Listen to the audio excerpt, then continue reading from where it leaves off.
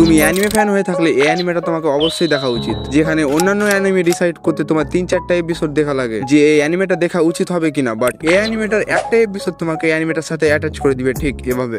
Is connected successfully.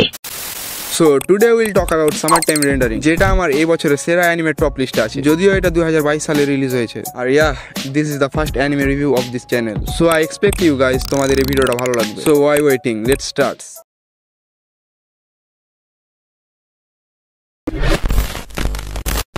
এই অ্যানিমেটার নাম হলো সামার টাইম রেন্ডারিং, যেটা 2022 সালে রিলিজ হয়েছে, যার IMDb রেটিং হচ্ছে 8.2, আর এর মাত্র 25টা এপিসোড আছে, যেটা একদিনে শেষ করা যাবে। আর তোমার যদি ইরেজড রিজিরো টাইপের অ্যানিমে ভালো লাগে, দেন আই এম শিওর তোমাদের এই অ্যানিমেটা ভালো লাগবে। এই অ্যানিমেটার মেন ক্যারেক্টার শিনপে আজিরো, যার স্পেশালি আমার হেয়ার স্টাইলটা অনেক জোস লাগে। এরপরে মিও, যাকে তোমাদের অনেক ভালো লাগবে, আর এর চেয়ে বেশি ভালো লাগবে ওসিও নামের ক্যারেক্টারকে।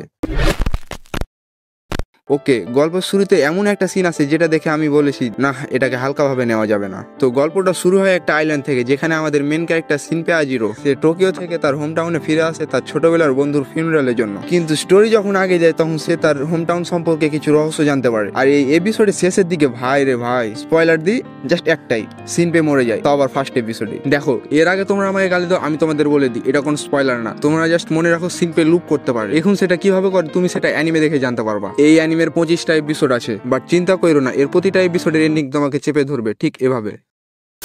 এখন যদি প্লটের কথা বলা যায়, তাহলে অ্যানিমেতে মিস্ট্রিয়াস রয়েছে, থ্রিলার রয়েছে, টাইম ট্রাভেল রয়েছে। একটা সময় এসে এই অ্যানিমে তোমার মস্তিষ্ক চালাতে বাধ্য করবে যে এটা কি হচ্ছে। এখন এর আগে আমি কোন স্পয়লার বলে দিই, আমি শুধু একটাই কথা বলতে চাই, সামার টাইম রেন্ডারিং কোনো নর্মাল অ্যানিমে না। এটা এমন একটা এক্সপিরিয়েন্স যা অন্য অ্যানিমেতে দেখতে পাওয়া যায় না। তো যাই হোক, আমি তোমাদের বলতে চাই তোমরা এই ছোট মাস্টারপিস অ্যানিমেটা মিস করো না। এনিওয়ে, এই ছোট রিভিউটা এখান পর্যন্তই ছিল। তোমাদের এই অ্যানিমেটা কেমন লেগেছে সেটা আমার ইনস্টাগ্রামে জানাও, আমি তোমাদের সবার রিপ্লাই দেবো। সো গাইস, এটা ছিল আমাদের ফার্স্ট অ্যানিমে রিভিউ। আশা করি তোমাদের ভালো লাগবে। আর এরপর কোন অ্যানিমে রিভিউ করবো সেটা তোমরা কমেন্টে জানিয়ে দিও। তো আজকের জন্য এতটুকুই, দেখা হচ্ছে পরবর্তী ভিডিওতে, ততক্ষণ যেন বাই বাই।